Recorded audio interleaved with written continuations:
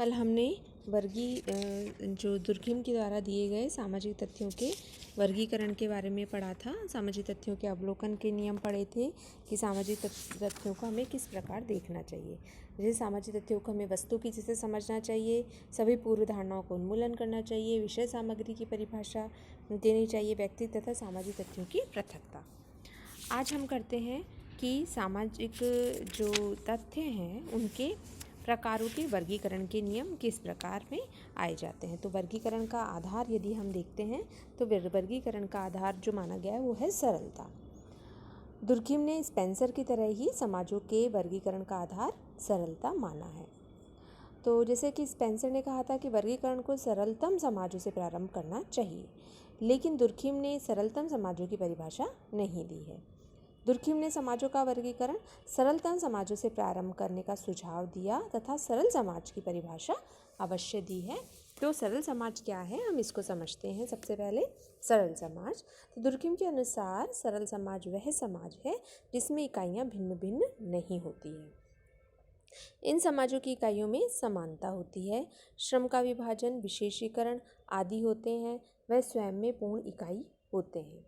ये समाज जीवों की संरचना जैसे ही होते हैं। तो दुर्कहेम ने बताया था कि जिस प्रकार से जीवों की संरचना बिल्कुल सामान्य होती है, बिल्कुल सरलतम होती है, उसी तरीके से ये समाज जो है इसमें किसी तरह का कोई श्रम विभाजन नहीं था, कोई विशेषीकरण नहीं था, कोई कार्यों का विभाजन नहीं था, सभी कुछ समान था। तो सरल समाज के अंतर्गत अधिक सरल समाज उसमें विद्यमान नहीं होते हैं, जिसके वर्तमान स्वरूप में न केवल एक ही खंड विद्यमान है बल्कि पहले से भी किसी प्रकार के उपखंडों की उपस्थिति के निशान नहीं मिलते हैं। तो ये छोटी छोटी इकाइयों में विभाजित नहीं किए जा सकते हैं। और सबसे बड़ी बात ये है कि ये आत्मनिर्भर होते हैं एवं ये पूर्ण इकाई होती है। ये बहुखंडीय एवं जटिल समाजों का निर्माण करते हैं आपस में मिलकर। तो नेक्स्ट आता है हमारा बहुखंडीय सरल समाज। जब कई गोत्र समूह मिलकर किसी समाज का निर्माण करते हैं तो ऐसे समाज को दुर्कहेम बहुखंडीय सरल समाज कहते हैं। इनको मिश्रित समाज भी कहा जा सकता है तथा इसका निर्माण करने वाले प्रत्येक खंड सरल समाज होते हैं। इसके लिए दुर्कहेम ने उदाहरण बताया है कि दुर्कहेम ने ऑस्ट्रेलिया की जनजातियों जैसे इराकवी जनजातियों, प्राचीन एथेंस के समूह को ऐसे समाज बताया है। कई गोत्र समूह में उपजाति तथा उपजातियों से जाति व्यवस्था वाले समाज ग्रामों का निर्माण होता है, उन्हें भी बहुखंडीय सरल समाज कहा जाता है। फिर हम बात करते हैं साधारण मिश्रित बहुखंडीय समाज। तो जब बहुखंडीय सरल समाज परस्पर मिलकर एक जटिल मिश्रित संरचना का निर्माण करते हैं तो इससे जो अधिक विकसित समाज बनता है उसे दुर्कहेम साधारण मिश्रित बहुखंडीय समाज कहते हैं। जैसे कबालीय जनजातियां हैं, इसके उदाहरण हैं। तो दुर्कहेम ने जनजातियों को जिन्होंने रोम के नागरिक राज्य का निर्माण किया था साधारण मिश्रित बहुखंडीय समाज कहा है। इसी प्रकार हम बात करते हैं दोहरे मिश्रित बहुखंडीय समाज की। दुर्कहेम ने इन समाजों को जटिलतम समाज बताया है क्योंकि ये समाज के विकास के क्रम में उच्चतम श्रेणी के हैं। तो इनका जो निर्माण होता है वो साधारण मिश्रित बहुखंडीय समाजों से होता है। इसके उदाहरण हम बताते हैं, जैसे बड़े नगर हो गए, महानगर, राजधानियाँ, ये सब इस प्रकार के समाज में आते हैं। नेक्स्ट हम बात करते हैं सामाजिक तथ्य के नियम।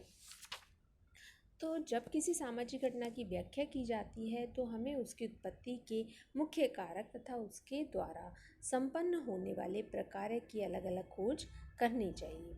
दुर्कहेम ने कारण और प्रकार्य में भी परस्पर संबंध बताया है। उन्होंने बताया था कि किसी तथ्य की व्याख्या करने में केवल उस कारण को स्पष्ट करना ही पर्याप्त नहीं होता है जिस पर वह निर्भर करता है। हमें अधिकतर मामलों में सामाजिक व्यवस्था की स्थापना में उनके प्रकार्यों को भी स्पष्ट करना चाहिए। अब इसमें जैसे दुर्कहेम ने बताया था कि किसी सामाजिक तथ्य के निर्णायक कारक का अन्वेषण उसके पूर्ववर्ती सामाजिक तथ्यों में किया जाना चाहिए, वो व्यक्तिगत चेतना की अवस्थाओं में नहीं होता है। दूसरा, जैसे किसी सामाजिक तथ्य के प्रकार्य का अन्वेषण किसी सामाजिक लक्ष्य के साथ उसके संबंध में किया जाना चाहिए। उसी प्रकार किसी भी प्रकार से महत्वपूर्ण समस्त सामाजिक प्रक्रियाओं की सर्वप्रथम उत्पत्ति का अन्वेषण सामाजिक समूह की आंतरिक संरचना में ही किया जाना चाहिए। नेक्स्ट हम बात करते हैं इसके निष्कर्ष की। तो सामाजिक परमाणु की स्थापना से संबंधित जो नियम थे, दुर्खिम ने समाजशास्त्रीय अन्वेषण का अंतिम चरण उन्होंने बताया था कि सामाजिक नियम तथा निष्कर्षों की स्थापना की जाती, मुख्य रूप से इसका प्रयोग होता है। दुर्खिम समाजशास्त्रीय नियमों की स्थापना करने के लिए विधि को प्रयुक्त मानते हैं तथा ऐतिहासिक एवं प्रयोगात्मक विधियों को अनुपयुक्त मानते हैं। जैसा कि मैं पहले बता चुकी हूँ कि दुर्खिम तुलनात्मक विधि को अप्रत्यक्ष प्रयोगात्मक विधि भी कहते हैं, क्योंकि इनके अनुसार तुलनात्मक विधि भौतिक विज्ञानों की प्रयोगात्मक विधि के समकक्ष है और इसके द्वारा वस्तुपरक निष्कर्षों को प्रतिपादित किया जा सकता है। तो तुलनात्मक विधि में सदैव ही एक विशिष्ट परिणाम से संबंधित एक विशिष्ट कारण होता है, इस नियम का ध्यान रखा जाता है। अगर किसी एक परिणाम के कई कारक हैं अथवा एक ही कारक के कई परिणाम हैं तो इसका तात्पर्य यह है कि अध्ययन में कहीं कोई कमी है और उसका पूर्ण गुण संबंध करने की खोज करना शेष है। जैसा कि दुर्खिम ने बताया था कि आत्महत्या के कई कारण हैं, तो इसका अर्थ यह भी हो सकता है कि आत्महत्या के कई प्रकार हैं जिनका तुलनात्मक विधि से पता लगाया जा सकता है। निष्कर्षों में फर्स्ट है स्वतंत्र वैज्ञानिक पद्धति का निर्माण। तो अब इसका निष्कर्ष दिया गया। दुर्खिम ने बताया था कि समाजशास्त्रीय पद्धति के नियम, उसकी जो पुस्तक थी, उन्होंने उसमें स्वतंत्र वैज्ञानिक पद्धति को प्रतिपादित किया था। इन्होंने समाजशास्त्र को दार्शनिक व्याख्या से अलग करके इसे भौतिक विज्ञान के समान विज्ञान बनाने का प्रयास भी किया था। दूसरी हम बात करते हैं वस्तुनिष्ठ पद्धति। इसमें पक्षपात आने की संभावना नहीं है। ऐसा करने के लिए ही इन्होंने सामाजिक तथ्यों को सामाजिक वस्तु के रूप में मानकर अध्ययन करने का भी आग्रह किया था। वैज्ञानिक द्वारा पूर्व धारणाओं के उन्मूलन पर भी जोर दिया गया है।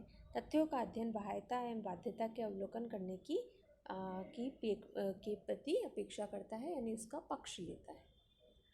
थर्ड हम बात करते हैं समाजशास्त्रीय पद्धति। तो दुर्खिम ने सामाजिक तथ्य की परिभाषा, विशेषताएं, अवलोकन के नियम, प्रकार, वर्गीकरण, व्याख्या के नियम आदि के द्वारा समाजशास्त्रीय अध्ययन की पद्धति को वस्तुनिष्ठ बनाने का प्रयास किया था। इन्होंने समाजशास्त्रीय अध्ययन और व्याख्या को मनोवैज्ञानिक आधार तथा व्याख्या से स्वतंत्रता प्रदान करी थी। दुर्खिम ने सामाजिक तथ्य की व्याख्या को सामाजिक आधार प्रदान किया है तथा पूर्व के मनोवैज्ञानिक आधार से स्वतंत्रता प्रदान की है।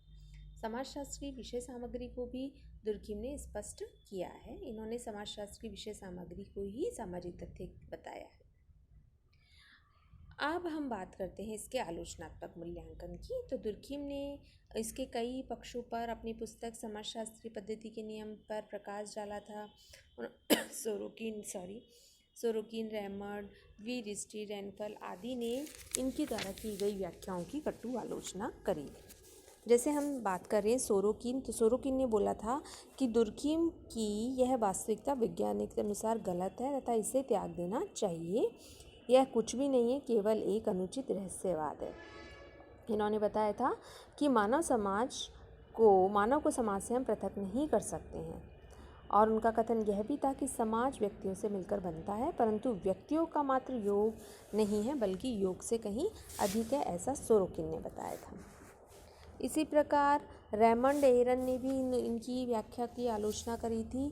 इन्होंने बताया था कि दुर्खिम को अपने जो विशुद्ध वैज्ञानिक की बात है, जैसे क्या है, क्यों है, कैसे है और क्या होगा, इसके साथ साथ उन्हें क्या होना चाहिए की भी व्याख्या करनी चाहिए, यानी इसका उपयोगितावादी दृष्टिकोण ध्यान में रखना चाहिए। इसी प्रकार वाइन की व्याख्या करें तो वाइन ने भी इनकी कटु आलोचना करी। इन्होंने कहा कि अन्य सभी प्रकार की सामग्री की उपेक्षा करके सामाजिक तथ्य की व्याख्या दूसरे सामाजिक तथ्यों के द्वारा करने के प्रयत्न का असफल होना निश्चित है। तो समाज का त्रुटिपूर्ण वर्गीकरण अनेक समाजशास्त्रियों ने दुर्खिम द्वारा प्रतिपादित समाज के वर्गीकरण को त्रुटिपूर्ण तथा अवैज्ञानिक बताया है। इस प्रकार इन्होंने जो दुर्खिम की, हम ये कह सकते हैं कि दुर्खिम वास्तविक अर्थ में समाजशास्त्र विज्ञान की स्थापना की दिशा में विश्वव्यापी आंदोलन के प्रणेता थे। पर उनकी पुस्तक एक घोषणा पत्र थी जिसने समस्त पाठकों के समक्ष घोषित किया कि समाजशास्त्र का विज्ञान केवल संभव ही नहीं है अपितु आवश्यक है। धन्यवाद।